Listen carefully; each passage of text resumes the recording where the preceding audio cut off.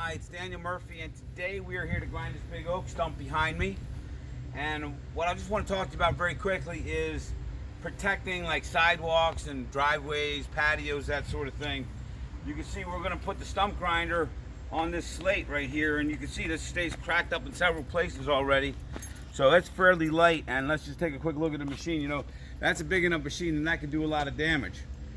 I have to protect this whole sidewalk, number one, but in general, what you're going to try to do is you're going to try to protect the edges of sidewalks and patios and brickwork, that sort of thing. The edges become the ones that become very, very susceptible to damage, driving your trucks over and whatnot.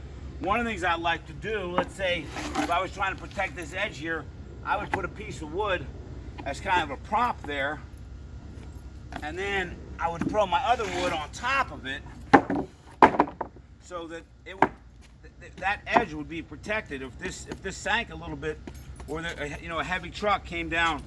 So that's a very effective strategy right there. In this situation, we're just going to put the one wheel of the grinder on the slate, and the other one, eventually both of them will have to cross here. It's great to do a great job doing tree work, but then if you do some damage, it just feels so bad to damage a sidewalk or some stonework, and then you got to go to all the trouble of going out and fixing it, and that's not your specialty, and screws up your whole day. So hope you learned something. I enjoyed showing this to you. Have a great day. Thanks for watching.